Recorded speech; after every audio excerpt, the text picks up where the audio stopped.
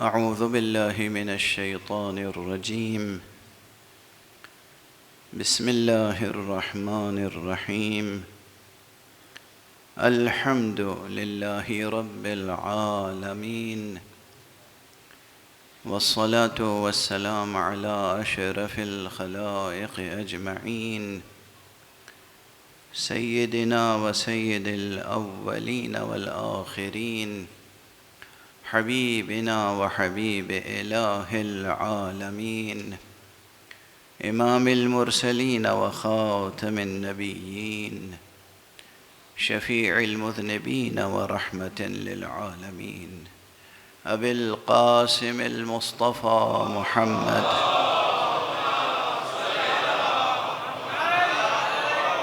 وعلى أهل بيته الطيبين الطاهرين الهداة المهديين المعصومين المظلومين، واللعنة الدائمة على أعداء الحق والدين.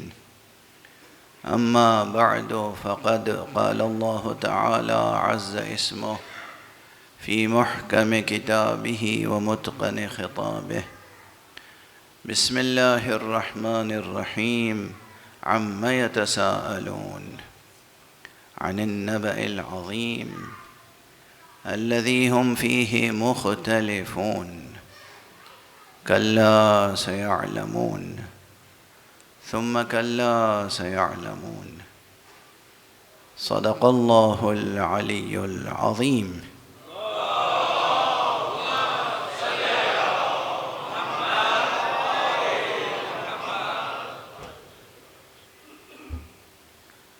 خدا کی قسم،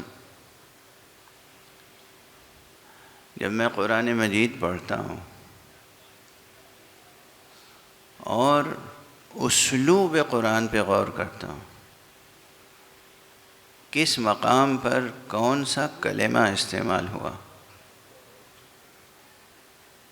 وہیں پر شان اعجاز قرآن کا کلمہ پڑھ لیتا ہوں۔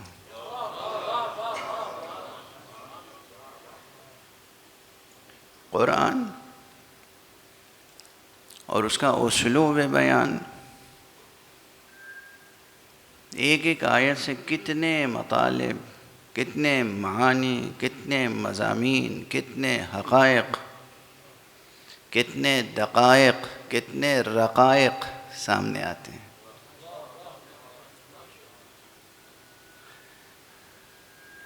اب بزرگوں کے لیے تو کوئی بات نہیں ہے، لیکن یہ بچے سوچے ہوں گے رقائق، حقائق، دقائق، یہ کیا کہتے چلے جا رہے ہیں؟ کہہ دیا نا، ڈھونڈنا جا کے ڈکشنری میں، ٹھیک ہے؟ Home work.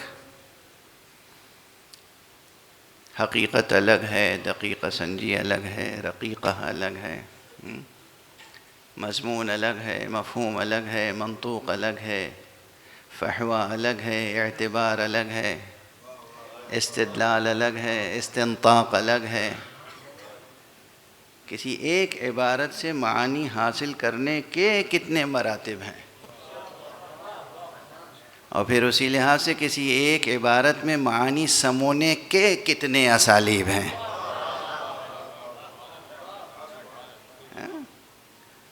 یہ تبھی سمجھ میں آئے گا جب انسان واقعاً مکتب قرآن و اہل بیت کا طالب علم بن جائے، پورے وجود کے ساتھ، اپنی پوری ہستی کے ساتھ مکتب قرآن و اہل بیت۔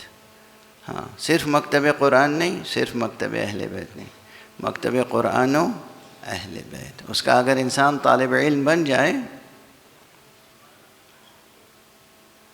تو پھر وہ شناسائے لب و لہجہ وحی بن جاتا ہے۔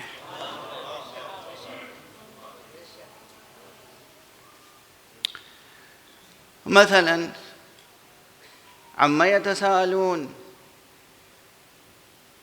کس چیز کے بارے میں آپس میں سوال کر رہے ہیں یہ لوگ؟ عن النبأ العظیم، اس عظیم خبر کے بارے میں، الذی ہم فیہ مختلفون، جس کے بارے میں یہ خود اختلاف کرنے والے ہیں.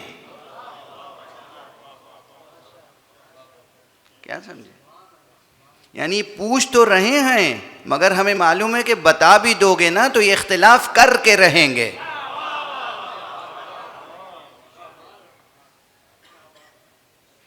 اب یہ مضمون بھی انہی الفاظ میں چھپا ہوا ہے. مختلفون، یہ اختلاف کریں گے، یہ اختلاف کرنے والے ہیں.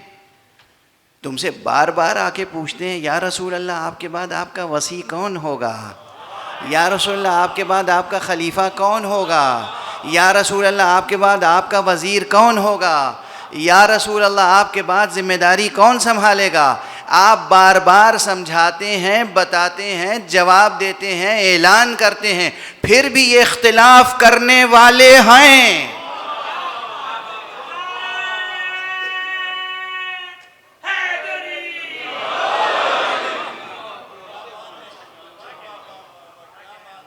یہ اختلاف کر کے رہیں گے. خبر دے رہا ہے پر الذی ہم فیہ مختلفون، یہ اختلاف کرنے والے ہیں، ان کا ارادہ ہے، دل میں ہے اختلاف کرنا ہے. کچھ بھی آپ کہہ دیں یہ اختلاف کریں گے. جیتے جی آپ کے ناقے کو گھاٹی پہ بھڑکانے کی کوشش کریں گے، آپ کو قتل کرنے کی کوشش کریں گے، اور آپ کے سنائے ہوئے فیصلوں سے اختلاف کرنے کی کوششیں کریں گے. یہیں پوشیدہ یہ سارا مضمون، یہ تاریخ یہیں پوشیدہ ہے. کوئی ہو عربی داں، عربی زبان سمجھنے والا، عربی نحو و صرف و بلاغت کو سمجھنے والا تو آئے، اس سے گفتگو ہو. اچھا، اسی میں یہ بھی پوشیدہ ہے. یہ پوچھتے ہیں اپنے انجام کے بارے میں، یہ پوچھتے ہیں آخرت کے بارے میں، یہ پوچھتے ہیں کہ عمل کر کے ملے گا کیا. آپ کچھ بھی بتا دیں یہ اختلاف کرنے والے ہیں. اب دیکھیے مسئلہ آخرت میں کتنا اختلاف ہے، بالکل علمی بحث ہے. عقیدہ آخرت میں ایک بڑا اختلاف تو یہی ہے کہ ایک گروہ اسلامی حکماء کا، فلاسفہ کا یہ کہتا ہے کہ معاد روحانی ہے، معاد جسمانی نہیں ہے. یہ جو معاد ہے، آخرت ہے، مرنے کے بعد جو زندگی ہے بس روحانی ہے. یہ قیامت کے بعد جو سب بیان کیا گیا ہے سب استعارہ ہی استعارہ ہے. یہ جنت کا بیان، یہ جہنم کا بیان، یہ جتنے بیانات ہیں یہ کیا ہیں؟ سب میٹافوریکل.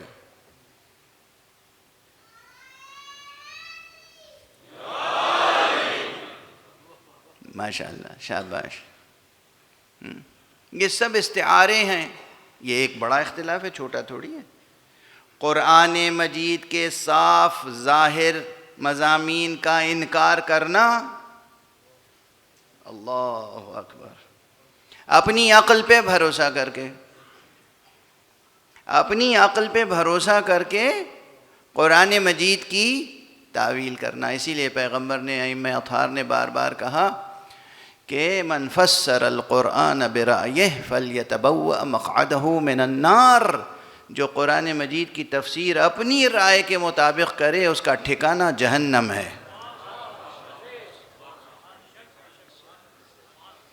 جو اپنی رائے کے مطابق تفسیر کرے، تفسیر بالرائے، ٹھکانہ اس کا جہنم ہے. یہ تعبیریں کئی بار آئی ہیں لسان پیغمبر پر، زبان پیغمبر پر. تفسیر قرآن کے بارے میں بھی ہیں اور فتوے کے بارے میں بھی ہیں.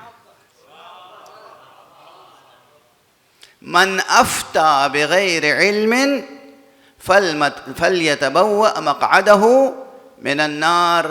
جو فتویٰ دے، حلال کو حرام کرے، حرام کو حلال کرے بغیر علم کے، یا حلال کو حلال کہے مگر بغیر علم کے، حرام کو حرام کہے مگر بغیر علم کے، اس کا ٹھکانہ جہنم ہے. اچھا ایک سوچیں گے یہ کیا مطلب ہوا؟ حلال کو حلال ہی تو کہا ہے. آپ اپنے ملک کے قانون میں دیکھیں گے، انٹرنیشنلی سارے ممالک میں یہ قانون ہے. میں ڈاکٹر نہیں ہوں اور کسی مریض کو میں جانتا ہوں کہ اس کو یہ مرض ہے، یہ دوا اس میں کام کرے گی، میں لکھ کے پرسکرپشن دے دوں، میرا ٹھکانہ کیا ہوگا؟ دوا بالکل صحیح بتائی ہے، مرض جانتا ہوں، تجربہ رکھتا ہوں، مگر میں ڈاکٹر نہیں ہوں. مجھے حق ہے نسخہ لکھنے کا. اگر حکومت کو خبر ہو گئی، پولیس کو خبر ہو گئی کہ جناب نسخے لکھ رہے ہیں، تو کیا کریں گے وہ؟ سزا، شدید سزا، کڑی سزا. تم ڈاکٹر نہیں ہو، تم نے میڈیکل کالج کا دروازہ نہیں دیکھا اور تم دوائیں لکھ رہے ہو. مان لیا اس وقت تم نے دوا صحیح لکھی، لیکن اگر تمہیں چھوڑ دیا جائے اور یہ عادت پڑی رہے کہ تم دوائیں لکھتے رہو، تو کل کسی کو غلط دوا بھی لکھ سکتے ہو، اس کی جان بھی لے سکتے ہو. اس لیے تمہارے لیے سزا ضروری ہے. واضح ہوئی بات؟ تو پیغمبر نے فرمایا من افتى بغیر علم، جو بغیر علم کے فتویٰ دے اس کا ٹھکانہ بھی جہنم ہے. جو قرآن مجید کی تفسیر کرے بغیر علم کے اس کا ٹھکانہ بھی جہنم ہے. اب تو درمیان میں بات آ گئی تھی تو عرض کر دی میں نے. اب یہ جو تفسیریں ہیں ساری کہ جتنی یہ 2000 سے زائد آیتیں آخرت سے متعلق ہیں، ان سب کی ایسی تعویل کیجئے کہ وہ سب منطبق ہو جائے بس نفسیاتی اور نفسانی اور روحانی کوائف پر. یہ روش درست نہیں ہے. یہ نہیں کہہ سکتے کہ معاد صرف روحانی ہے. جس طرح قرآن مجید میں آخرت کو بیان کیا ہے اس طرح، یعنی بیان الہی پر پورا پورا ایمان رکھنا، پورا پورا یقین رکھنا واجب ہے. اب بعض مقامات پہ کیا ہوتا ہے کہ وہ بیان جو قرآن میں ہے موجود، اس بیان کو، اس بیان سے جو عقلی تقاضے ابھرتے ہیں، ایک ہے اپنی عقل کی روشنی میں بیان قرآنی کی تفسیر کرنا، ایک ہے بیان قرآنی کی روشنی میں اپنی عقل کو استعمال کرنا. دو بالکل الگ الگ چیزیں. اب اگر بیان قرآنی یہ ہے کہ روز آخرت کو قرآن مجید نے کہا یوم الدین، 80 نام ہے نا، کل میں نے عرض کیے تھے آخرت. اب وہ 80 کے 80 نام آج تو بیان نہیں کر سکوں گا، 2-3 نام شاید عرض کر سکوں، چونکہ مجلس کے اپنے تقاضے ہوتے ہیں. اگر صرف آخرت بیان کرتا رہوں تو آخرت تو بیان ہو جائے گی، مجلس نہیں ہو پائے گی. مجلس میں آخرت بیان نہیں کی جاتی، صرف آخرت میں شفاعت کرنے والوں کا تذکرہ بھی کیا جاتا ہے.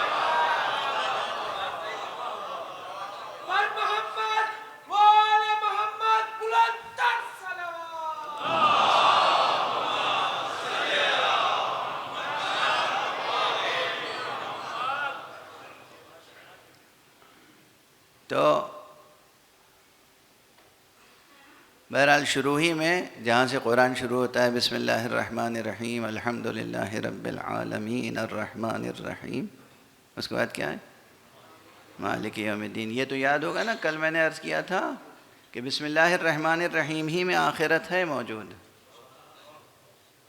بسم اللہ اللہ کی ذات، الرحمن اس کی وہ صفت جس سے اس نے کائنات کو بنایا، الرحیم وہ صفت جس سے وہ آخرت کو آباد رکھے گا. پوری آخرت اسی میں چھپی ہوئی. اچھا تیزی سے ایک مطلب بیان کر کے آگے بڑھ جاؤں. آخرت کا جب ذکر آتا ہے تو جہنم کا تصور بھی آتا ہی آتا ہے. آپ سوچ رہے ہوں گے کہ یہ رحیم ہونے سے جہنم کی تخلیق کا کیا تعلق ہے. سوال جینوین ہے کہ نہیں ہے؟ دوسرے مفسرین جیسے بھی اس کو سمجھائیں، میں اپنے انداز سے یوں سمجھاتا ہوں۔ پہلے آپ تصور کیجئے کسی ایک ماں کا، ایک باپ کا، جس کے کچھ بچے ہوں، ماں باپ کے سینے میں محبت اور شفقت اور ابوت و امومت کے جذبات کون دینے والا ہے؟ اللہ۔ اب کسی ماں باپ کے 2 بیٹے ہوں، ایک بیٹا بہت لائق، ایک بیٹا لائق، تعلیم یافتہ، باذوق، باہنر، ایک لڑکا نالائق ہو گیا۔ نالائق اتنا ہوا کہ مجنون ہو گیا، مجنون۔ ایک بیٹا پڑھا لکھا ہے، سلیقہ مند ہے، بہت ہی نفیس طبع ہے، ماں کھانا بناتی ہے، لا کے اس بیٹے کو میز پر سجا کے دیتی ہے۔ وہ جو بیٹا مجنون ہو گیا، اس کی عادت یہ ہے کہ نفیس، اچھا، لذیذ، بہترین، صاف شفاف کھانا بھی ماں لاتی ہے پلیٹ میں، وہ زمین پہ انڈیل دیتا ہے اور کھانے لگتا ہے۔ مجنون ہے نا؟ مثال سمجھ میں آ رہی ہے؟ یہ ماں کیا کرے گی؟ یہ جو بچہ مجنون ہو گیا، اسے ذبح کر دے گی، قتل کر دے گی، مار ڈالے گی؟ جیسا ذوق اس بچے کا ہے اس کے مطابق اسے دیتی رہے گی، جیسا ذوق اس بچے نے بنا لیا اس کے مطابق دے گی، اسے بھی مارے گی نہیں۔ پروردگار اپنے بندوں کو معدوم نہیں کرے گا۔ جنہوں نے اچھا ذوق پیدا کیا جنت میں جائیں گے، برا ذوق پیدا کر لیا رہیں گے مگر جہنم میں رہیں گے۔ صلوات پڑھ دیجئے محمد و آلہ۔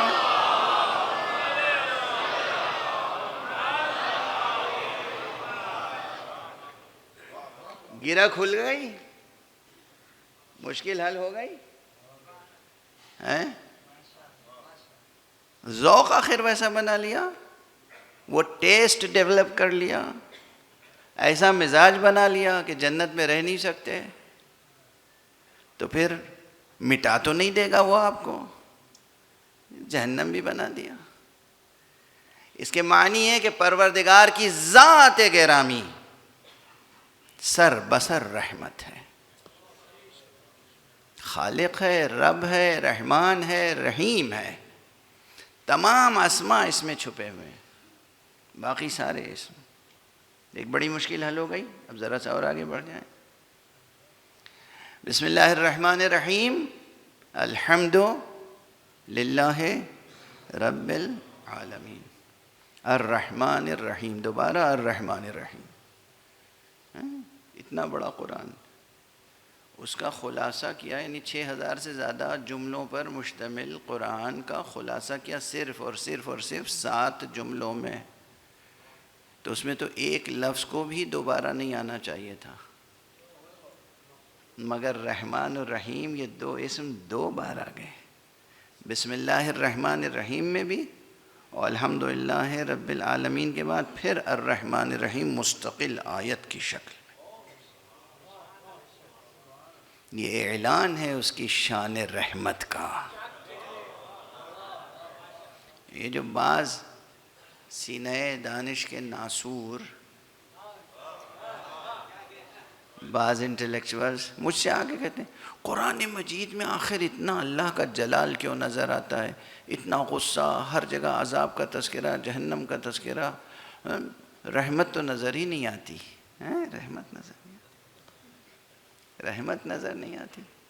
خدا کی قسم قرآن مجید کتاب رحمت ہے۔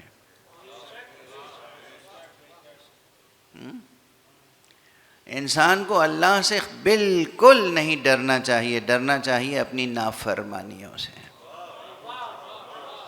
ڈرنا چاہیے اپنی غلطیوں سے، ڈرنا چاہیے اپنی جہالتوں سے۔ اپنی جہالت دور کریں، اپنے ذوق کو پروان چڑھائیں، ڈریں تو اپنے گناہوں سے ڈریں۔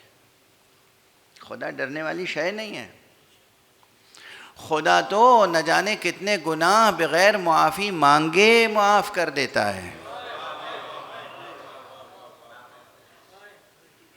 اور کچھ گناہ وہ ہیں جنہیں معافی مانگ لو تو گناہ معاف کر دیتا ہے. تھوڑے سے گناہ وہ ہیں کہ جن پر تھوڑی سی سزا دے کے معاف کر دیتا ہے. بالکل ویسے ہی جو ماں باپ اپنے اولاد کے ساتھ کرتے ہیں. آپ سمجھتے ہیں اب سب جو بڑے ہو جاتے ہیں تو اپنا بچپنا بھول جاتے ہیں. بچے کتنی گستاخیاں کرتے ہیں ماں باپ کے ساتھ, نافرمانیاں, گستاخیاں. بڑے سعادت مند ہوتے ہیں وہ بچے جو واقعاً ماں باپ کی شان میں کوئی گستاخی نہ کرے. ہوتی ہیں غلطیاں, خوب ہوتی ہیں. بچے کی ہر غلطی پر ماں باپ معافی بھی طلب نہیں کرتے, بالکل نہیں کرتے. بچہ ہے, غلطی ہو گئی, شمار بھی نہیں کرتے. ہاں کوئی بڑی غلطی ہو گئی جان بوجھ کے جس پر سرزنش ضروری ہے تو پھر گرفت ہوتی ہے, یہ کیا کیا. واضح ہو رہی ہے بات. جس خالق نے انسان کی فطرت میں یہ رحمت و رافت, یہ عطوفت, یہ شفقت, یہ مہربانی رکھی ہے, خود وہ بھی اپنے بندوں کے ساتھ اس سے کہیں زیادہ پیش آتا ہے. لاکھوں گناہ ہیں جو بغیر معافی مانگے معاف کر دیتا ہے. تھوڑے سے گناہ وہ ہیں جنہیں کہتا ہے معافی مانگو تب معاف کریں گے. وہ بھی کیا ہے, بس استغفر اللہ ربی واتوب الیہ, دل سے کہو معاف. بہت سے لوگ آتے ہیں, جناب قبلہ, کعبہ, مولانا دعا بتا دیجئے. کاروبار, روزی, اولاد, زندگی میں الجھنیں, پریشانیاں, وحشتیں. میں کہتا ہوں جائیے کثرت سے استغفار پڑھیے, کہیے استغفر اللہ ربی واتوب الیہ. بجھ جاتے ہیں ان کے چہرے, سمجھتے ہیں مولانا نے ٹال دیا, کچھ بتایا ہی نہیں.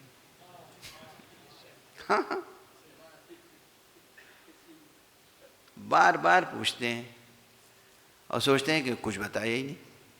ارے یہ بہت بڑی کلید ہے. قرآن مجید میں مکرر تذکرہ ہے کہ استغفار پڑھو, استغفار کرنے سے خدا تمہیں کیا کیا عطا کرتا ہے. یہیں پر تیزی سے ایک جملہ اور عرض کر کے چلا جاؤں کہ استغفار یقیناً ہمارے لیے ہے, لیکن استغفار بجائے خود ایک ذکر بھی ہے.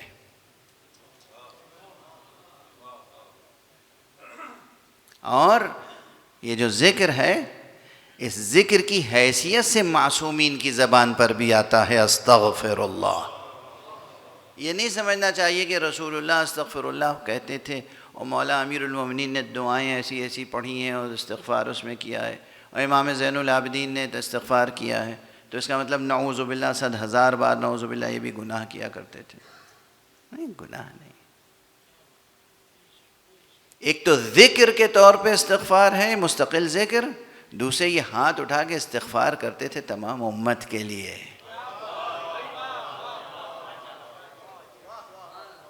ان کے استغفار کے صدقے میں ملت جی رہی ہے, ورنہ جیسے غدیر کے بعد ایک حارث پر پتھر آیا تھا, سب پر پتھر پڑ جاتے.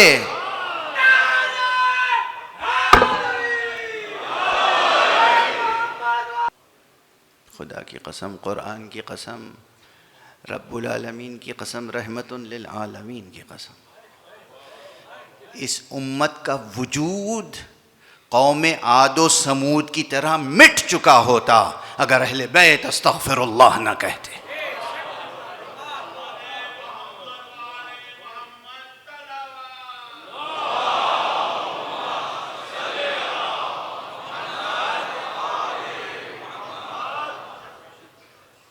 یہ نادان, یہ غافل, یہ جاہل, یہ ظالم یہ سمجھتے ہیں کہ ائمہ معصومین معصوم نہیں تھے اور وہ گناہ کے نتیجے میں استغفار کیا کرتے تھے. استغفار کیا کرتے تھے رسول کے لیے اس طرح کی باتیں ہیں. کیسی کیسی صحیح صحیح کتابوں میں کیسی کیسی غلط باتیں.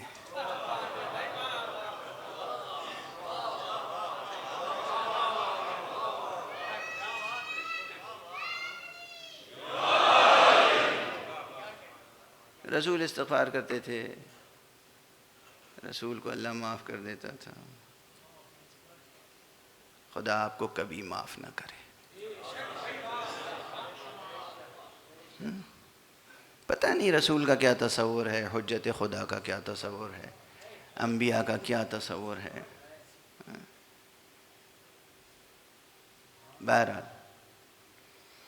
تو یہ استغفار کا تذکرہ آ گیا تھا تو میں نے عرض کیا معصومین استغفار کرتے ہیں دو حیثیتوں سے. ایک اپنے لیے ذکر کے طور پر بعنوان ذکر، کسی بھی اعتبار سے یاد خدا دل میں قائم رہے، ذہن میں قائم رہے، زبان پہ قائم رہے. کبھی اللہ اکبر کہہ رہے ہیں، کبھی الحمدللہ کہہ رہے ہیں، کبھی سبحان اللہ کہہ رہے ہیں، کبھی استغفر اللہ کہہ رہے ہیں، کبھی سبحان اللہ والحمدللہ ولا الہ الا اللہ واللہ اکبر کہہ رہے ہیں. ذکر ہے. اور استغفار بطور خاص امت کے لیے.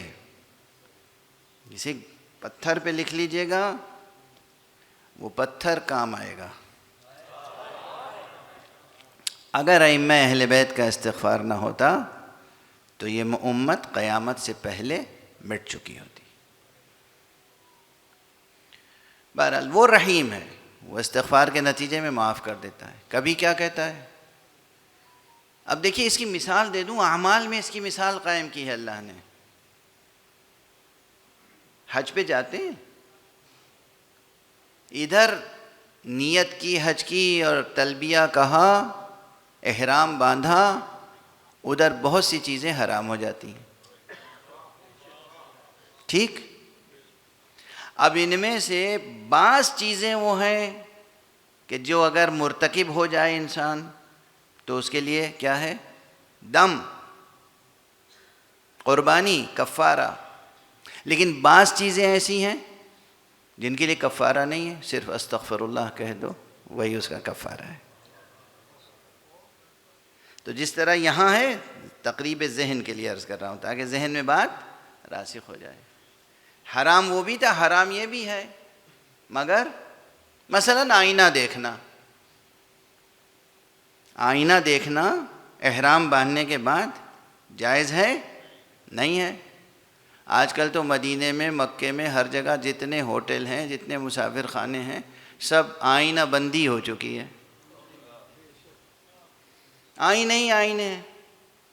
ممکن نہیں ہے کہ آپ کی نظر نہ پڑے، آئینے میں چہرہ نظر نہ آئے. اب اگر بے ارادہ، بے اختیار نظر آ گیا، آپ نے فوراً نظر ہٹا لی، کوئی کفارہ ہے ہی نہیں، نہ کوئی گناہ ہوا، کیونکہ آپ نے اپنے ارادے سے تھوڑی دیکھا ہے آئینہ. لیکن اگر آپ نے ارادہ بھی کر لیا، نظر پڑ گئی، اور پھر آپ نے ارادہ کر کے بھی چہرہ دیکھ لیا، اور پھر خیال آیا کہ ارے ہم تو احرام میں ہیں، آئینہ نہیں دیکھ سکتے، تو اس کا کفارہ کیا ہے؟ استغفر اللہ. استغفر اللہ ربی واتوب الیہ. ختم ہو گیا وہ، بس. کچھ چیزیں ایسی ہیں جو ایک استغفر اللہ میں نہیں، اس کے لیے قربانی، کفارہ. واضح ہو گئی بات؟ بالکل اسی طرح پوری زندگی میں کچھ ایسے گناہ ہیں جو بغیر استغفر اللہ کہے بھی اللہ معاف کر دیتا ہے. یہ سمجھ کے نادان ہیں، ہماری مخلوق ہے نا، یہ نادان ہیں، غافل ہیں، جاہل ہیں. کچھ ایسے ہیں جنہیں کہتا ہے استغفر اللہ کہہ دو معاف کر دیں گے، کچھ میں کہتا ہے کہ نہیں اب سزا ہوگی. اور یہ جو سزا ہوگی یہ بھی مختلف گناہوں کی مختلف انداز سے سزا ہوتی ہے. کچھ ایسے گناہ ہیں جن کی اسی دنیا میں سزا مل جاتی ہے. کچھ ایسے ہیں گناہ جن کی برزخ میں مل جاتی ہے، قبر میں. کچھ ایسے گناہ ہیں جن کی دنیا میں بھی ملتی ہے، برزخ میں بھی ملتی ہے، آخرت میں بھی ملتی ہے. اور تیزی سے کہہ کے گزر جاؤں، یہ مسئلہ گھر گھر کا مسئلہ ہوتا جا رہا ہے. آج کل کے دنیا کے سو کالڈ کیپٹلسٹ سماج میں، ویسٹرن کیپٹلزم کی جو اخلاقیات اور طرز معاشرت ہے، اس کی نحوستوں میں سے ایک نحوست یہ ہے کہ ہر گھر میں اقدار شکست و ریخت کا شکار ہو رہی ہیں، چنانچہ والدین کی ناقدری سب سے عام ہو گئی ہے، ماں باپ کا احترام نہیں رہ گیا۔ یاد رکھیے گا، ماں باپ کے ساتھ بدسلوکی، ان کی بے احترامی، اس دنیا میں بھی اللہ سزا دیتا ہے، قبر میں بھی سزا دے گا اور آخرت میں بھی سزا دے گا اگر انسان توبہ نہ کرے۔ بس ایک جملہ کہہ دیا کافی ہے۔ آخر غیرت دار اور عقل مند انسان کے لیے ایک جملہ کافی ہوتا ہے، بار بار کیا کہیں۔ اب آگے بڑھتے ہیں، ایک صلوات پڑھیے محمد۔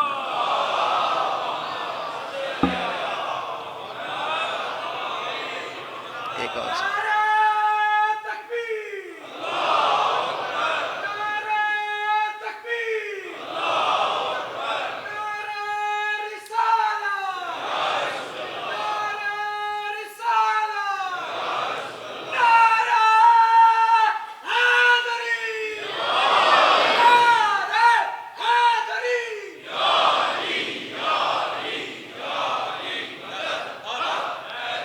جزاکم اللہ۔ بات یہاں ٹھہری تھی کہ اللہ نے سورہ حمد میں الرحمن الرحیم 2 بار کہا، اور الرحمن الرحیم کہتے ہی فرمایا مالک یوم الدین۔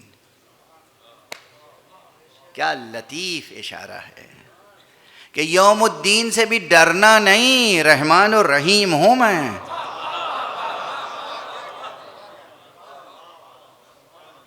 یعنی اگر اسے اپنے قہر و غضب ہی کا اظہار مقصود ہوتا تو الرحمن الرحیم القہار الجبار۔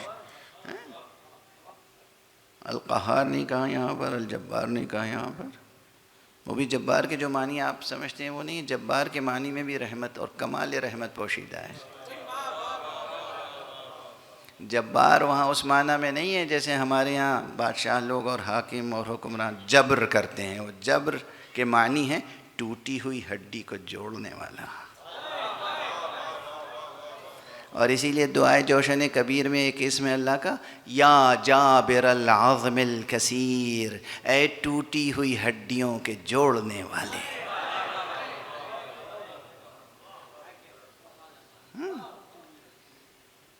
یا جابر العظم الکثیر، یہ عظم یعنی ہڈی، اے ٹوٹی ہوئی ہڈیوں کے جوڑنے والے۔ تو وہ جبار ہے، اس نے جبار بھی نہیں کہا، قہار بھی نہیں کہا، قہر کرنے والا۔ حالانکہ وہ بھی قہر بھی جو کرتا ہے وہ بھی کون سا قہر ہے؟ وہ بھی قہر محبت ہے، وہ بھی قہر محبت ہے۔ قہر محبت سے واقف ہیں نہیں واقف ہیں؟ اچھا بھلا بچہ اور ماں کھانا لیے بیٹھی ہے اور جانتی ہے کہ بھوکا ہے بچہ، مگر وہ شرارت میں لگا ہو، کھا نہ رہا ہو، ایک چانٹا مارتی ہے کہ کھاتا کیوں نہیں بیٹھ کے؟ یہ چانٹا قہر محبت ہے۔ صلوات پڑھ دیجئے محمد والے۔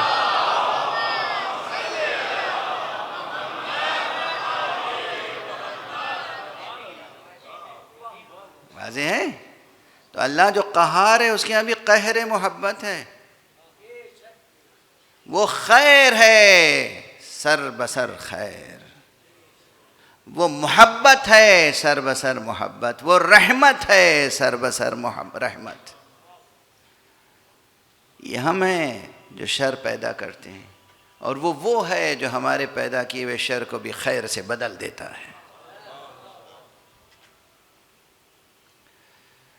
تو اس مقام پر بھی یہ ارشادہ موجود ہے کہ الرحمن الرحیم کہہ کے کہا مالک یوم الدین۔ اس میں ہزار نکتے ہیں، ایک دو تھوڑی۔ اب ایک نکتہ اور عرض کر دوں، یقین رکھو تم جو کچھ بھی کرو گے اچھے کام، ایک بھی ضائع ہونے والا نہیں ہے۔ یقین رکھ کے، بھروسہ رکھ کے، توکل کے ساتھ کام کرو۔ یہ مت سوچنا کہ ہماری نیکیاں کیا ہیں، کوئی تو قدردان ہے نہیں۔ وہ پرانے لوگ کہتے تھے نیکی کر کنویں میں ڈال، نیکی کر کنویں میں ڈال۔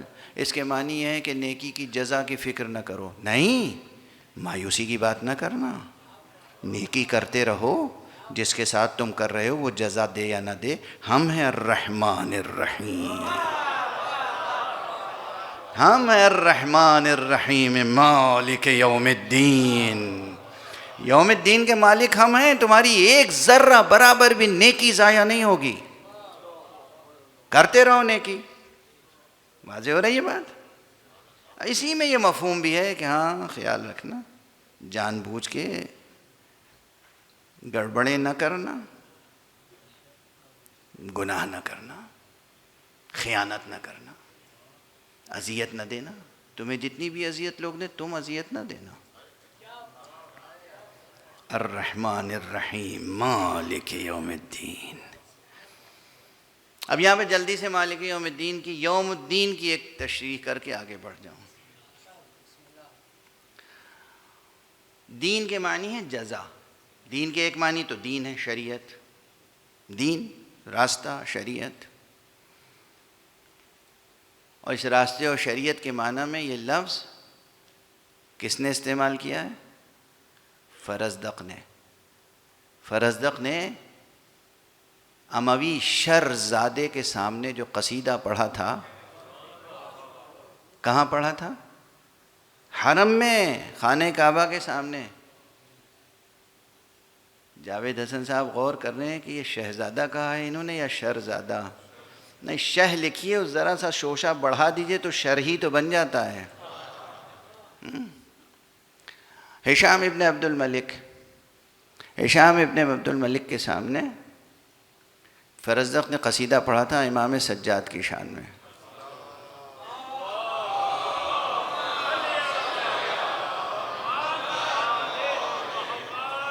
کیا شاندار قصیدہ تھا۔ اس قصیدے میں ایک شعر یہ بھی تھا، من معشر حبهم دین وبغضهم کفر وقربهم منجا ومعتصم۔ یہ ہستی ان ہستیوں میں سے ہے جس کی محبت ہی دین ہے۔ یہ کہاں کہا ہے فرزدق نے؟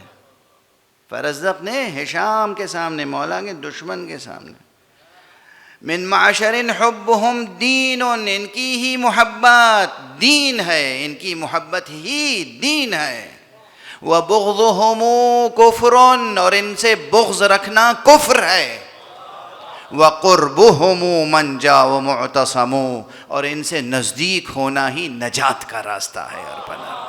صلوات پڑھ دیجئے محمد۔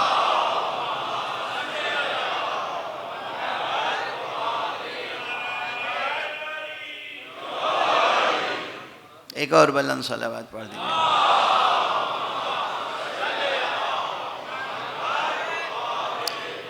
تو دین کے ایک معنی کیا ہے؟ دین یعنی شریعت، دین، اصول دین، فروع دین، یہ جو مجموعہ ہے۔ اور دوسرے معنی کیا ہے دین کے؟ جزا۔ اسی لیے ترجمہ کیا تھا کہ وہ مالک روز جزا ہے۔ اس میں شک نہیں کہ ہر انسان کو اس کی جزا ملے گی، جس نے خیر انجام دیا اسے بھی جزا ملے گی، اور جسے شر انجام دیا اسے بھی جزا ملے گی۔ لیکن یہاں ایک سوال قائم کروں، اس کا جواب دے کے آگے بڑھ جاؤں۔ سوال یہ ہے کہ مالک یوم الدین روز جزا کا مالک ہے، آج کا کون مالک ہے؟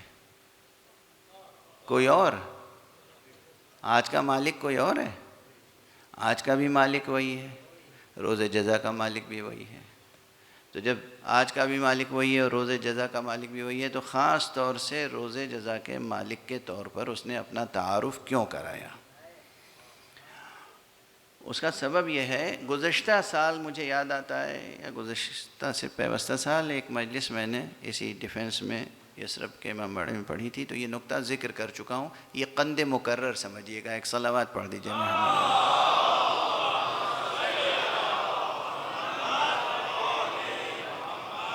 خود اپنی بات دہراتا ہوں تو اچھا نہیں لگتا نا، اس لیے معذرت کر لیتا ہوں، لیکن یاد نہیں رہتا لوگوں کو۔ یہی منور عباس صاحب تھے مجلس میں موجود، یاد نہیں، آج پھر پوچھ رہے تھے۔ ایسے سامعین ملے تو میں روزانہ 2 رکعت نماز شکرانہ پڑھوں۔ کوئی نئی تیاری کرنے کی ضرورت ہی نہیں ہوگی، نہ نیا مطالعہ کرو، نہ نئی تیاری، جو پڑھ چکے ہو وہی پڑھتے رہو، دہراتے رہو دہراتے رہو دہراتے رہو، ٹھیک ہے نا؟ ایک صلوات پڑھ دیجئے محمد۔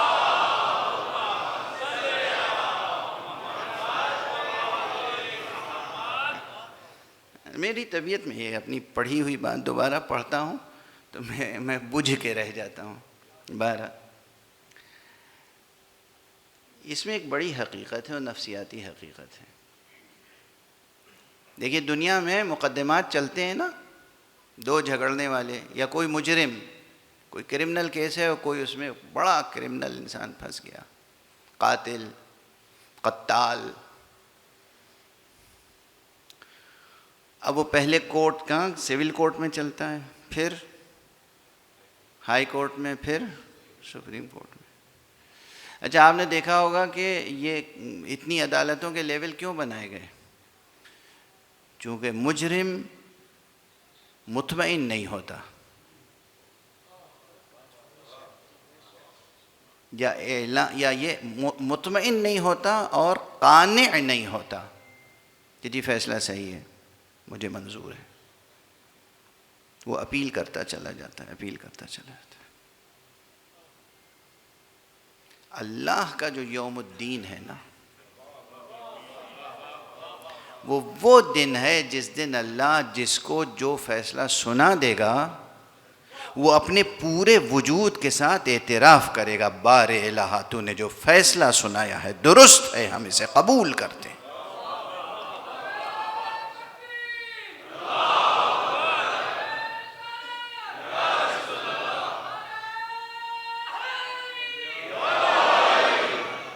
جزاکم اللہ۔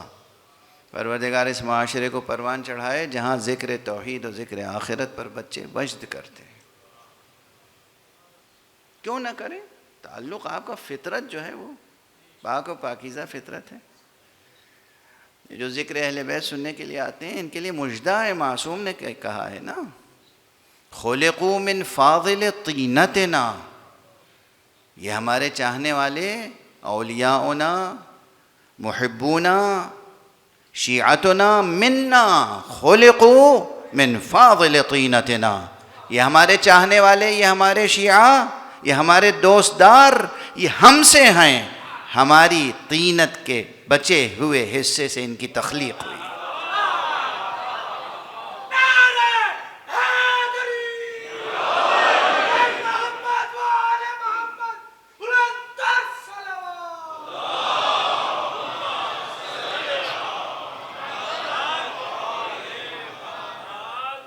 جتنا ناز کیجئے اپنی اپنی قسمتوں پہ کم ہے، جتنا شکر ادا کیجئے کم ہے۔ صرف اس بات پہ شکر کہ دل میں علی کی محبت ہے، صرف اس بات پر شکر کہ حسین کا نام سن کے ہماری آنکھوں میں آنسو آ جاتے ہیں۔ اس بات کا شکر ہم نہیں ادا کر سکتے، حق شکر ادا نہیں کر سکتے۔ یہ سب رسومات تھوڑی ہیں، یہ سب شاعری و خطابت تھوڑی ہے، یہ نورانی ملکوتی دینی حقیقی باتیں ہیں جن کی سمجھ میں نہیں آتی، ان کو سمجھنے کی کوشش کرنی چاہیے۔ بہرحال تو یوم الدین یعنی یوم جزا، سوچا تو تھا کہ 2-3 ناموں کی تشریح کروں گا مگر یہیں ٹھہرے رہیے۔ یہ جزا اور سزا اللہ تو دے گا مگر کس کے ہاتھ سے دے گا، کس کے ہاتھ سے دلوائے گا، اور حساب کھڑا ہو کے لے گا کون؟ کتنے مراحل ہیں وہاں؟ آخرت کا ایک مرحلہ میزان بھی تو ہے، میزان یعنی ترازو، ترازو پہ اعمال تولے جائیں گے، اس کے بعد جو سزا کا مستحق ہوگا اسے سزا ملے گی، جو جزا کا مستحق ہوگا اسے جزا ملے گی۔ یہ کون سی ترازو ہے جس پہ نماز تولی جائے گی؟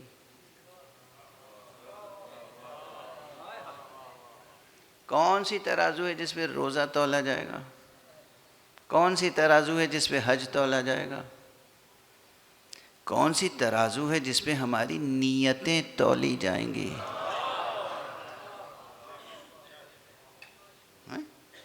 ہے کہ نہیں؟ اللہ نے قرآن میں وعدہ کیا ہے کہ تمہاری نیتوں تک کا حساب ہوگا، اور تمہارے ذہن میں جو خیالات گزرتے ہیں ان کا بھی محاسبہ ہوگا۔ ان بعض الظن اثم، بعض گمان ایسے ہیں، خیال ایسے ہیں کہ جو گناہ ہیں۔ ان بعض الظن اثم، ہم لوگ تو ایک دوسرے کے ساتھ بدزنی کے علاوہ کچھ رکھتے ہی نہیں۔ رشتہ قائم ہے کس پر؟ بدزنی پہ، حالانکہ رشتے قائم ہونے چاہیے حسن ظن پر۔ ویسے زندگی کے رشتے حسن ظن ہی پہ قائم ہوتے ہیں، دونوں لحاظ سے۔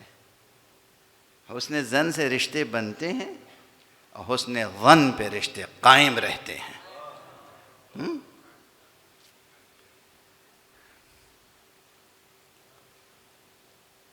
اب یہ مطلب بھی 20-25 سال پہلے پڑھ چکا ہوں، تو 20-25 سال پہلے کی بات تو یقیناً بھول گئے ہوں گے،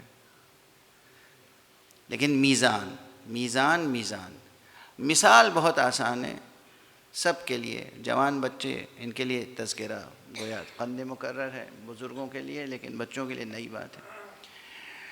کتنی قسم کی چیزیں بازار میں ملتی ہیں جو تولی جاتی ہیں، ہر چیز ایک ہی طرح کی ترازو پہ تولتے ہیں؟ لوہا، کوئلہ، لکڑی، اب یہ مثالیں پرانی ہو گئی لیکن دینی پڑتی ہیں۔ میرا بچپنا وہ تھا جب لکڑیوں پہ کھانا پکتا تھا، گھروں میں چولہے ہوتے تھے لکڑی پہ، لکڑی ہم لوگ خرید کے لاتے تھے تو تول کے لکڑی ملتی تھی، لکڑی، کوئلہ، لوہا، پتھر سب تولا جاتا ہے؟ نہیں تولا جاتا۔ بلڈنگیں بڑی بڑی بنتی ہیں، یہ بلڈنگ جو بنی اس میں وہ چھڑیں لگی لوہے کی، تول کے آئی ہوں گی، کچھ نہ کچھ اس کا وزن ہوگا۔ آپ نقشے میں اسٹرکچرل انجینئر جو ہے وہ وزن کے ساتھ بتاتا ہے، اتنی موٹی ہو، اتنی ملی میٹر کی ہو، اتنے ویٹ کی ہو، اتنی کوالٹی کی ہو۔ ہر جگہ وزن کا اور مسئلہ موجود ہے۔ پیٹرول ناپا جاتا ہے؟ نہیں۔ وزن کے کیا معنی ہے؟ تولنا، صرف اٹھانا، ناپ، پیمائش۔ اب تک پتہ نہیں، کوئی واقعی عام آدمی کاؤنٹ نہیں کر سکتا عراق سے کتنا تیل ڈونلڈ ٹرمپ صاحب چرا چکے ہیں، اور کتنا وہ ایران سے چرانا چاہتے ہیں، وہ بھی تولا ہی جاتا ہے۔ ہر چیز تولی جاتی ہے، لیکن ایک ہی طرح کی ترازو پہ۔ لوہا تولنے کی ترازو الگ ہوتی ہے، لکڑی تولنے کی ترازو الگ ہوتی ہے، سونا تولنے کی ترازو الگ ہوتی ہے۔ اور جاوید حسن صاحب تشریف فرمائیں، اور بھی بہت سے شعراء یہاں ہوں گے جو شعر کہتے ہیں، وہ اپنا شعر بھی تولتے ہیں۔ علم عروض میں شاعری کا وزن سکھایا جاتا ہے۔ وہ کون سا وزن ہے؟ یہ شعر کہہ کے سونار کے پاس جاتے ہیں کہ تول کے بتاؤ میرا شعر کتنے ملی گرام کا ہے، یا شعر تولنے کا وزن، شعر کو وزن کرنے کا پیمانہ الگ ہے۔ اس میں خاص چیز بس یہ، اب تیزی سے عرض کر لوں، جیسی شے ہوتی ہے ویسا ہی اس کا پیمانہ ہوتا ہے۔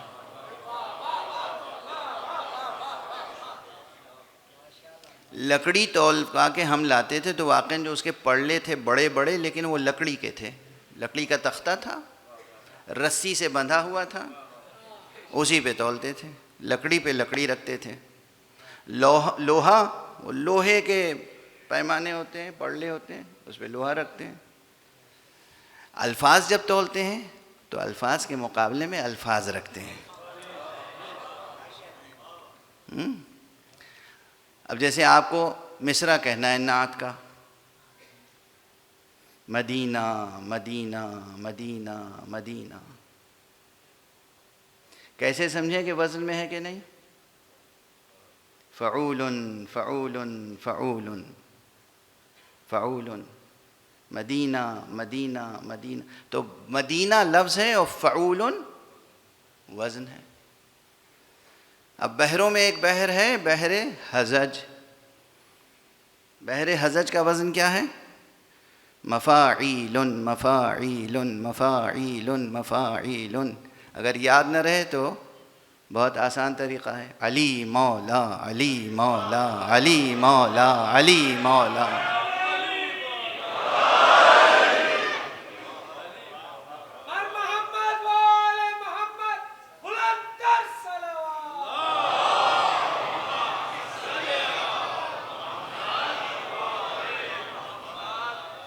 اچھا، اسی دائرے کی ایک اور بحر ہے، دیکھیں نا اس میں بھی کچھ سبق تو ہوگا نا بچوں کے لیے۔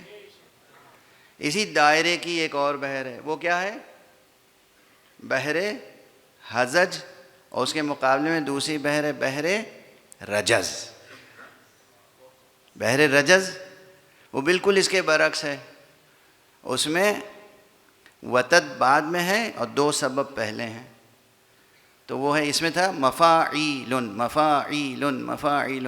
بحر رجز اس کے برعکس ہے، مستفعل مستفعل مستفعل مستفعل۔ تو دونوں کا مسئلہ کیا ہے؟ اگر بزم سجی ہو تو کہو علی مولا علی مولا علی مولا علی مولا، اور اگر جنگ درپیش ہو مولا علی مولا علی مولا علی مولا علی۔ صلوات پڑھ دیجئے محمد والے۔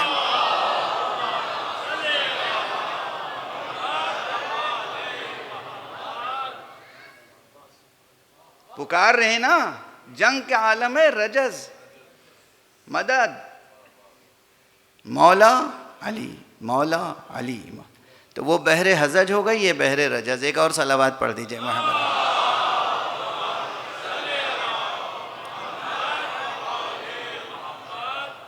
اب ایک اور بحر ہے بحر متدارک، متدارک بھی کہتے ہیں متدارک بھی، دونوں طرح قرأت صحیح ہے۔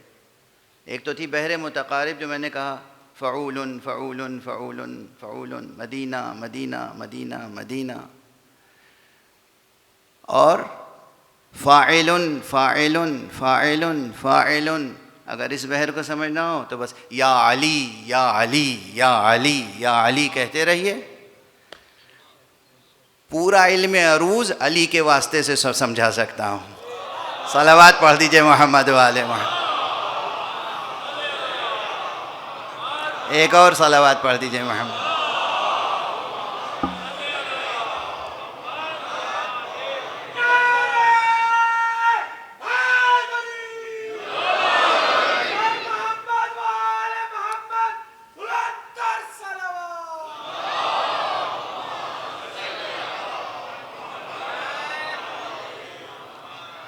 بہرحال جان سخن یہ ہے کہ جیسی چیز ہوتی ہے ویسی ہی اس کی ترازو۔ لوہے کے لیے لوہے کی ترازو، لکڑی کے لیے لکڑی کی ترازو، لفظوں کے لیے لفظوں کی ترازو، اعمال کے لیے اعمال کی ترازو۔ ہماری نماز تولی جائے گی، سامنے رکھی جائے گی سید سجاد کی نماز۔ ہمارے روزے سامنے رکھے جائیں گے علی و فاطمہ کے روزے۔ ہمارا حج سامنے رکھا جائے گا رسول مختار کا حج۔ یہ ہے میزان۔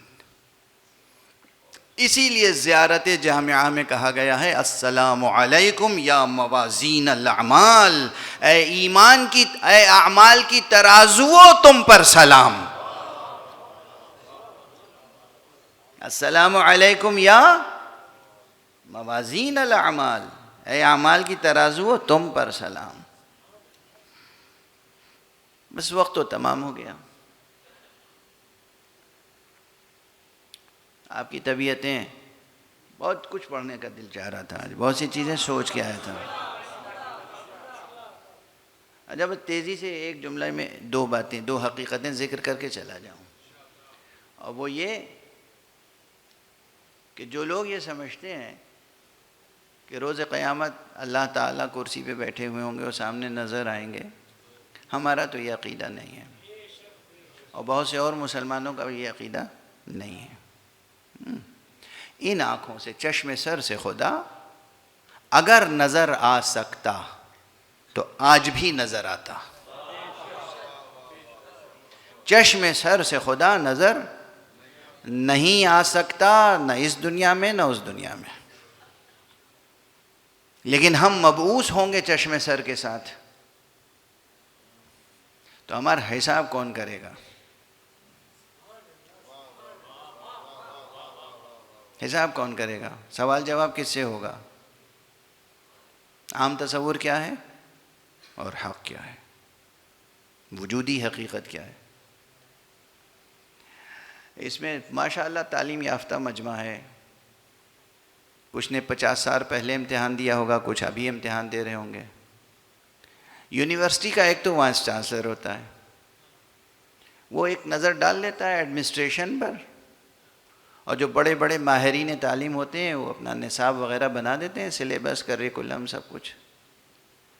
اس کے بعد سال بھر جو پڑھاتا ہے ایگزامینیشن کا پیپر وہی بناتا ہے۔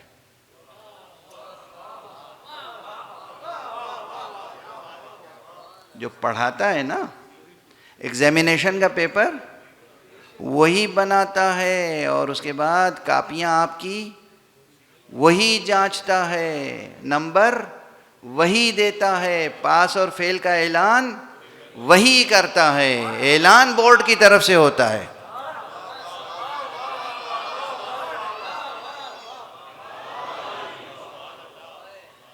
تو اللہ نے جن کو پیغام دے کے بھیجا تھا وہی پوچھیں گے ہم نے غدیر میں کیا کہا تھا، عمل کیا کہ نہیں کیا؟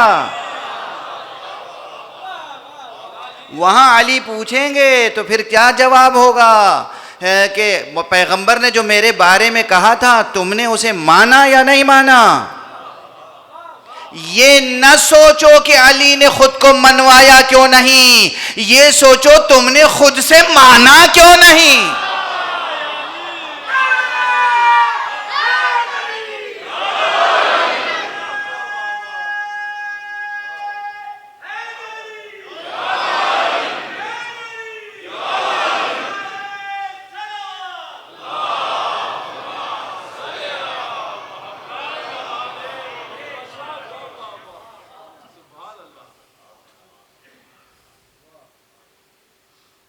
یہ نہ پوچھنا ہم سے کہ علی نے تلوار کیوں نہ اٹھائی، علی نے تلوار کیوں نہ اٹھائی، علی نے تلوار کیوں نہ اٹھائی۔ ارے تم نے اپنے خنجر سے خود اپنا گلا کیوں نہیں کاٹ لیا؟ میرے اس جملے کو یاد رکھیے گا، قرآن مجید کی آیت اس کے پس منظر میں ہے۔ ایک صلوات پڑھیے محمد وآلہ۔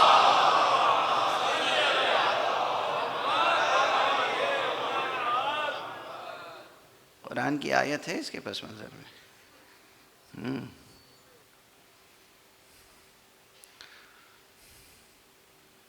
روز آخرت سامنا محمد اور علی کا ہوگا، اس لیے اسی زیارت جامعہ کبیرہ میں جس میں یہ فقرہ ہے کہ السلام علیکم یا موازین الاعمال، سلام ہوں تم پر ہے اعمال کی ترازو، وہیں یہ بھی فقرہ ہے السلام علیکم، السلام یا امیر المومنین کے لیے خاص، السلام علیک یا حاکم یوم الدین،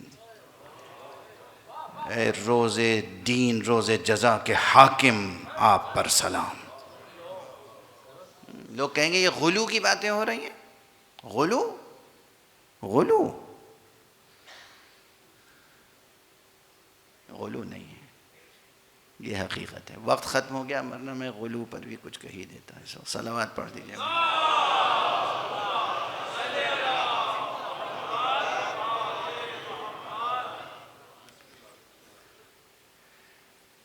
ترازو اعمال کی، ان کے اعمال، حساب لینے والے یہ ہوں گے، حکم صادر کرنے والے یہ ہوں گے، جنت اور جہنم میں جنت کو جنت کا رزق اور جہنم کو جہنم کا رزق دینے والے یہ ہوں گے۔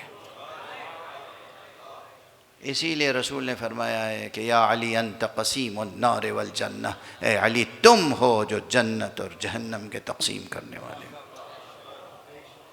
اب قبل اس کے کہ ان مطالب پہ کوئی جلدی سے غلو کا فتویٰ لگا دے یا دوسرے مسلک کا ہو، سوچے کہ یہ کیا کہے جا رہے ہیں، آج یہ آخری مجلس پڑھ رہے ہیں. نہیں، ایسا نہیں ہے. حضرت امام احمد ابن حنبل، سب کو نام یاد رہے گا.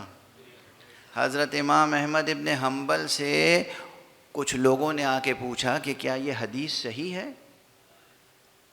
یہ رافضی، یہ شیعہ یہ کہتے ہیں کہ علی جنت و جہنم کے بانٹنے والے ہیں، علی کی ذات قسیم نار و جنت ہے. تو انہوں نے کہا کہ یہ بتاؤ رسول نے وہ فرمایا ہے یا نہیں کہ علی کی محبت رکھنے والا مومن ہے اور علی سے بغض رکھنے والا منافق؟ کہاں کہا ہے؟ کہا تو علی کی ذات تقسیم کرنے والی ہوئی یا نہیں؟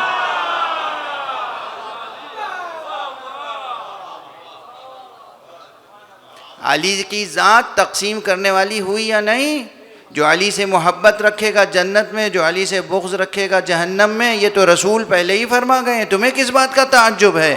لفظیں بدل گئی ہیں، معنی مضمون وہی ہے. صلوات پڑھ دیجئے محمد و آلہ.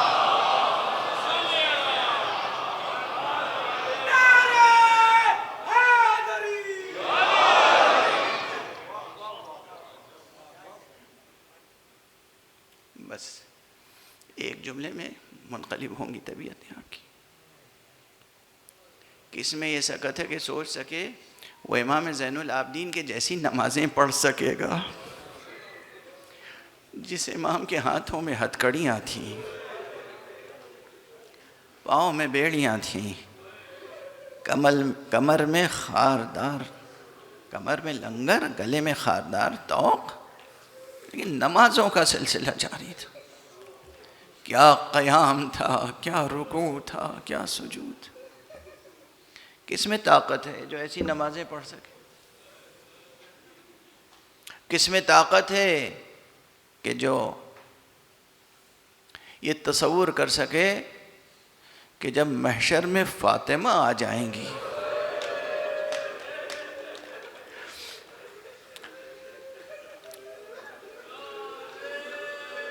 اس وقت قیامت میں کیا قیامت برپا ہوگی؟ کس میں یہ سکت ہے جو یہ سوچ سکے کہ جب فاطمہ آئیں گی فریاد لے کر، بار الہا میرا حسین کس بے دردی سے ذبح کیا گیا، میری ذریت، میری نسل کیسے تباہ کی گئی، پروردگار مجھے انصاف چاہیے. اس وقت حضرت حق سبحانہ و تعالیٰ کی طرف سے کیا فیصلے صادر ہوں گے؟ اور کون فیصلے سنائے گا؟ محمد سنائیں گے، علی سنائیں گے. اللہ آپ کو کسی غم میں نہ رلائے سوائے غم اہل بیت کے. دنیا ابھی ان کے مقامات سے واقف نہیں ہے، دنیا ان کی حقیقت ذات سے واقف نہیں ہے، دنیا ان کے فضائل سے واقف نہیں ہے، دنیا ان کے مصائب کے نتیجے میں ہمارے گریے کے اسرار سے واقف نہیں ہے. اگر واقف ہو جائے تو بہت سے اعتراضات خود بخود مٹ جائیں گے. ابھی میری زبان پر ایک جملہ آیا تھا نا، بی بی زہرا کے میدان حشر میں تشریف لانے کا. اگرچہ گفتگو مقام مصائب میں داخل ہو چکی ہے، لیکن میں ایک چھوٹی سی حدیث صحیح بخاری کی سنا کے آگے بڑھنا چاہتا ہوں. صحیح بخاری میں اس لیے کہ عموماً ہمارے ہاں مصائب میں بی بی کے میدان حشر میں آنے کا تذکرہ تو ہوتا ہے، لیکن قرآن مجید میں ایک سورہ ہے، سورہ جاثیہ، اور اس کی تفسیر میں اور لفظ جاثیہ کی تفسیر میں جو روایتیں ہیں تمام عالم اسلام میں جو پیغمبر سے اور اصحاب سے مروی ہیں، ان میں ایک روایت خود حضرت علی سے مروی ہے، اور وہ صحیح بخاری میں بھی ہے اور دوسری بہت سی کتابوں میں. فرماتے ہیں انا اول من یجثو بین یدی الرحمن، میں وہ پہلا شخص ہوں گا، پہلا شخص جو اپنا حق طلب کرنے کے لیے پروردگار کے سامنے روز قیامت کھڑا ہوں گا. یہ کہیں اور نہیں، صحیح بخاری میں ہے.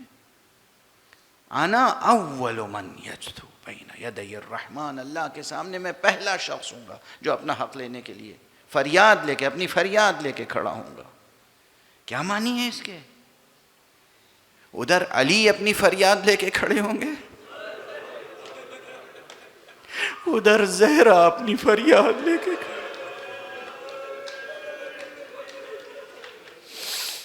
کیا کیا مصیبتیں گزری ہیں آل محمد پر۔ ہاں، کربلا سے کوفے گئے آل محمد، کوفے سے شام گئے، شام سے رہائی ہوئی۔ آج بس 2-3 فقرے آپ کی سنی ہوئی باتیں ہیں، لیکن عرض کر دوں، کل جناب ام البنین کا نام آیا تھا مگر میں ان کے مصائب پڑھ نہیں سکا۔ 3 شخصیتیں بہت اہم ہیں، خواتین سن رہی ہوں گی، ان کو آج زیادہ حظ حاصل ہوگا انشاءاللہ۔ 3 خواتین جو کربلا میں نہیں تھیں مگر کربلا سے بہت جڑی ہوئی تھیں۔ ایک بی بی ام سلمہ، جنہیں مولا حسین یا امہ کہہ کے پکارا کرتے تھے، یا امہ مادر گرامی۔ یہ بی بی ام سلمہ وہی ہیں کہ جو جب آقا حسین کربلا کے لیے نکل رہے تھے تو کہا بیٹا کہیں بھی جاؤ عراق نہ جانا۔ مادر گرامی کیوں؟ کہا تمہارے نانا رسول اللہ کہہ گئے ہیں کہ عراق کی سرزمین پر میرا بیٹا حسین قتل کیا جائے گا، میں نہیں چاہتی کہ تم عراق جاؤ۔ امام نے فرمایا مادر گرامی کیا آپ سمجھتی ہیں مجھے یہ بات معلوم نہیں ہے؟ اگر آپ چاہیں تو میں اس نشیب کی زیارت کرا دوں جس نشیب میں میرا سر تن سے جدا کیا جائے۔ اجرکم علی اللہ، اجرکم علی اللہ۔ آقا نے اشارہ فرمایا، آقا نے اسم اعظم کی تلاوت فرمائی، ساری زمینیں منخفض ہو گئیں، سرزمین کربلا ابھری، ساری زمینیں پست ہو گئیں، سرزمین کربلا اپنے معنوی فراز پر آئی، اور امام نے ایک مٹھی خاک اپنے مقتل سے اٹھائی۔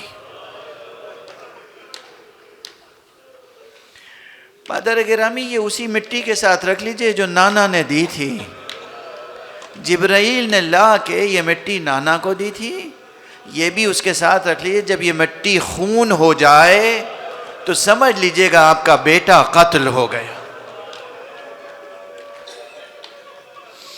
جناب ام سلمہ کی یہ کیفیت تھی، جب سے آقا حسین نکلے تھے گاہے بگاہے جا کے اس شیشی کو دیکھتی تھی، اور ایک دن جو بی بی نے وہ شیشی دیکھی ہے تو کیا تڑپ تڑپ کے گریہ کیا ہے۔ وہ بھی شیشی یوں نہیں دیکھی، بی بی کی آنکھ لگ گئی، بی بی کی آنکھ لگ گئی، خواب میں دیکھا رسول اللہ آئے ہیں، سر برہنہ ہے، سر مبارک پہ خاک ہے، محاسن پہ خاک ہے، چہرہ آنسوؤں سے تر ہے۔ بی بی نے پوچھا یا رسول اللہ میں کس کیفیت میں دیکھ رہی ہوں؟ کہا ام سلمہ میرا بیٹا حسین قتل ہو گیا۔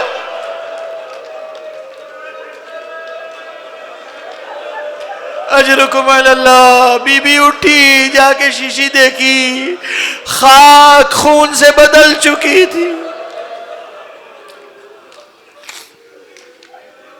یہ ایک بی بی، میں تھوڑے تھوڑے تذکرے کروں گا تینوں بیویوں کے، تھوڑے تھوڑے۔ آج اس فقیر کی اس سرزمین پہ اس سفر میں آخری مجلس ہے، بس 2-3 فقرے اور، تاکہ کچھ آنسو بہانے کا حق ادا ہو جائے۔ یہ بی بی ام سلمہ، اس کے بعد بی بی ام سلمہ کے نوحے، آپ کی مجلسیں، آپ کی زاریاں تاریخ میں موجود ہیں۔ بی بی نے سب سے پہلے کسے پرسا دیا؟ بی بی ایک خاص انداز سے اٹھی اور جا کے اس بیٹی کو سینے سے چمٹا لیا جس بیٹی کو حسین مدینے میں چھوڑ کے گئے تھے۔ میری سغرا، بیٹی سغرا پرسا قبول کر لے، بابا شہید ہو گئے۔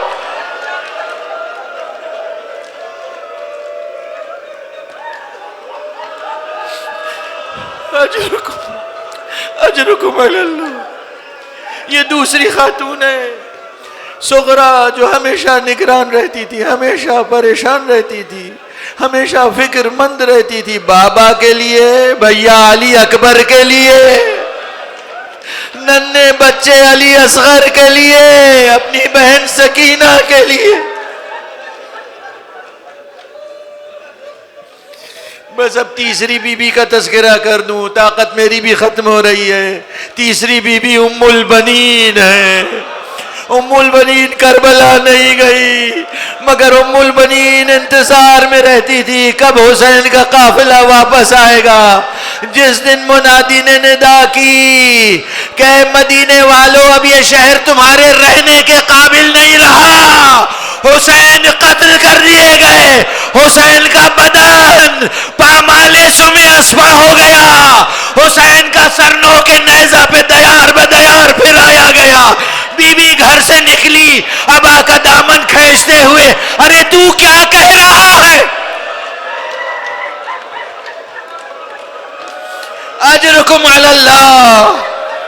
اس نے دیکھا بنی ہاشم کے گھرانوں سے بیویاں نکل رہی ہیں، سب نکل رہے ہیں، مگر ایک بی بی کا حال غیر ہے۔ قریب آئی، اس نے دیکھا، کیا کہا تم نے؟ کیا کہا؟ اس نے پوچھا یہ بی بی کون ہے؟ کہا یہ عباس کی مادر گرامی، عباس کی مادر گرامی ام البنین ہے۔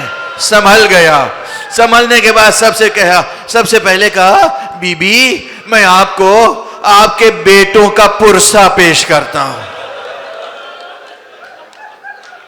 بی بی نے سنا کہ میں تم سے پوچھتی ہوں میرا حسین کیسا ہے؟ اس نے ایک ایک نام لے کر پرسہ دیا۔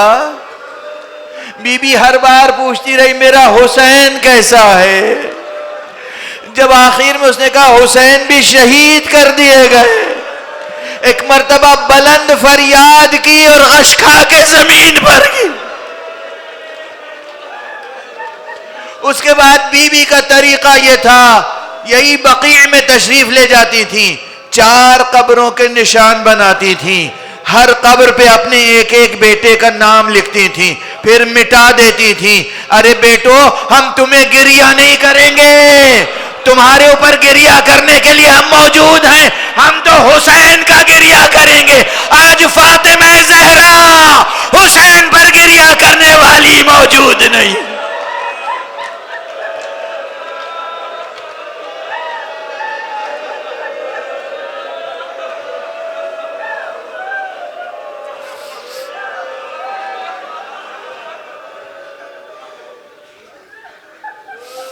انا للہ و انا الیہ راجعون، انا للہ و انا الیہ راجعون، انا للہ و انا الیہ راجعون، رضا بقضائہ و تسلیما لامرہ، وسيعلم الذين ظلموا أي منقلب ينقلبون۔ پروردگار ہمیں علوم قرآن اور معارف اہل بیت سے آشنا فرما۔ معبود پروردگار ہمارے سینوں میں چراغ توحید روشن رہے، پالنے والے ہمارے ہاتھوں میں دامان ختم نبوت رہے۔ پروردگار ہمیں وصیت مصطفیٰ پر عمل کرنے کی توفیق دے۔ پروردگار ہمارے ہاتھوں میں قرآن و عطرت کے دامن رہیں، ہمارے قدم ہمیشہ صراط مستقیم ولایت پہ گامزن رہیں۔ معبود تمام شہدائے امت کے درجات کو بلند فرما۔ پروردگار تمام امت مسلمہ کو ولایت علی پہ متحد فرما۔ معبود اپنے ولی معصوم ولی آخر کو اذن ظہور عطا فرما، اور ان کے ہاتھوں سے اپنی رحمت و رافت و عدالت کا پرچم لہرا دے۔